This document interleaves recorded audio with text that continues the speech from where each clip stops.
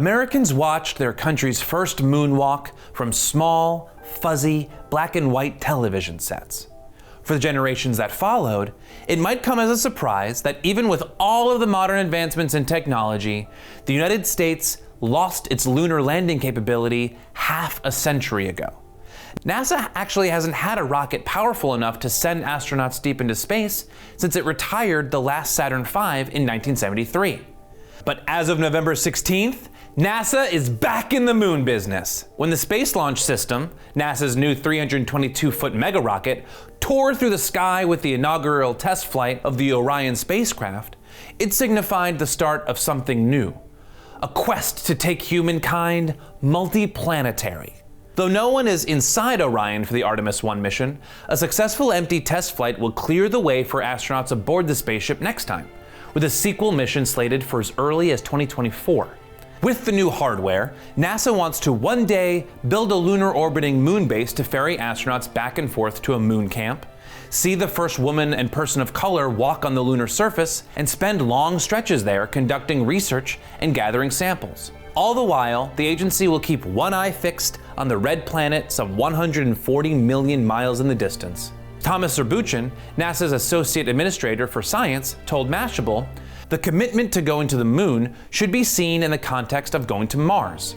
That is perhaps one of the hardest things we'll have ever done as humans, in terms of technology, in terms of objectives. It's harder than going to the moon, it's harder than the Apollo program. And the way we're doing it is very different. We're doing it as a world, not as a country." That ambitious vision, a future in which people can travel to and survive on Mars, means NASA needs practice and can't do it single-handedly. By the time the agency is ready to send the first astronauts to the moon in a few years, for example, it will have spent about $93 billion on the project, according to a federal watchdog.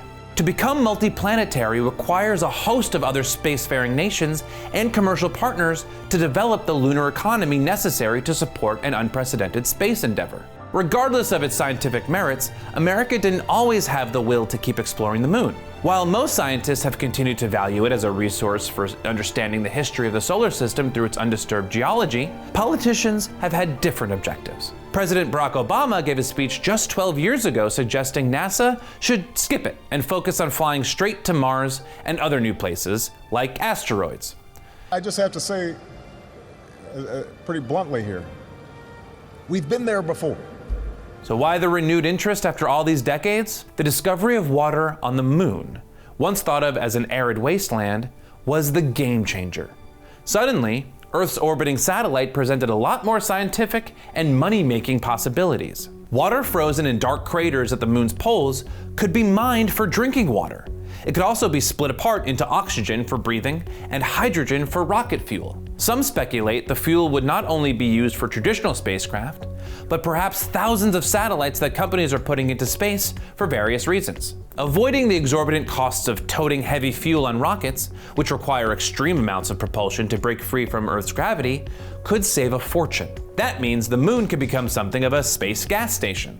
Mining for lunar water alone could be a $206 billion industry over the next 30 years, according to Watts, Griffiths, and McQuat, a geological and mining consulting firm. The same rationale has been applied to metals found on the moon. Iron, titanium, aluminum, silicon, calcium, and magnesium, among others, would likely be too expensive to lug in large quantities from Earth. But access to those materials in space could help astronauts build tools and structures. "This is what we need to prove," said Brad Joliffe, director of the McDonnell Center for the Space Sciences at Washington University in St. Louis. The business case is that it's actually less expensive to develop the resources on the moon as opposed to launching them from Earth. NASA wants to lead the way. It has already announced 13 possible regions in the moon's south pole that astronauts might explore during Artemis 3 and later missions. There are places geologists suspect astronauts will strike ice on the rims of shadowy craters. These proposed sites are far from the historic Apollo landing sites near the moon's equator. NASA seeks collaboration.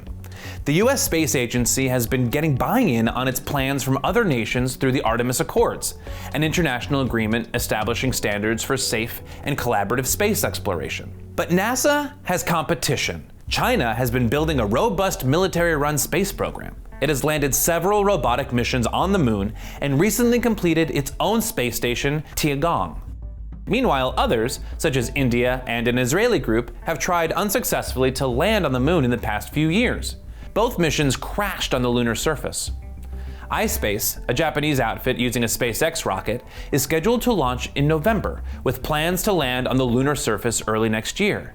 Up until recently, you didn't really hear NASA talking about a space race, but I did indeed hear Administrator Bill Nelson say, "We are in a race," Jolliffe said. He as much as came right out and said it.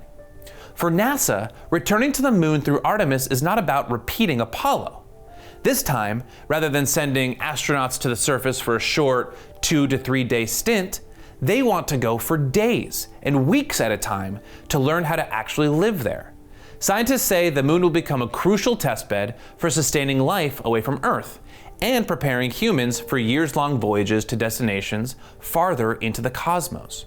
The challenges are vast, overcoming deep space radiation, extreme temperatures, no air, and a lack of food. That's why Scott Amix, managing partner of Astor Perkins, a space investing venture capital fund, calls the moon the 8th continent, ripe for industrialization. It's more than a science experiment. It is a stepping stone. The moon represents automation of lots of different resources and capabilities that will be a launch pad for us to pursue. Soon, he believes, every major manufacturing company will want to participate in the lunar-based economy, which may present financial opportunities in mining, energy, real estate development, transportation, telecommunications, computing power and data storage, and tourism. Yes, tourism. A few companies have already announced ambitious plans to build space hotels and mixed-use space stations with room to host hundreds of guests. I want a Hilton on the moon. That's where we're headed. Think of the miles of hydroponic vertical farming needed to feed those people, Amix said. He sees trillions of dollars worth of new ventures. Many legacy family offices made their money during the gold rush, not from gold, but by having trade posts. They were the first general store that provided goods and sold things to the miners. They came from all over, and that's how they became wealthy. That's really where things are. But some criticism of expensive human space exploration, which has existed since NASA's Apollo days, still follows the institution. Today, skeptics wonder why the agency bothers slingshotting people into space when robots, which don't require air, water, or companionship, could do the exploring. It's an argument that Zerbuchin, one of the agency's top communicators, has a difficult time parsing. From his point of view, the benefits of sending astronauts, who can think on their feet, use deductive reasoning to make decisions, and have situational awareness, far exceed what machines are capable of doing. It's kind of funny, he said, because that's not how we do science on Earth. A volcano's about to blow up, you see the geologists climbing up the volcano walls there. It's dangerous. They go to the Antarctic. Why? Why can't you send a robot? You can, but you'll learn so much more with a human.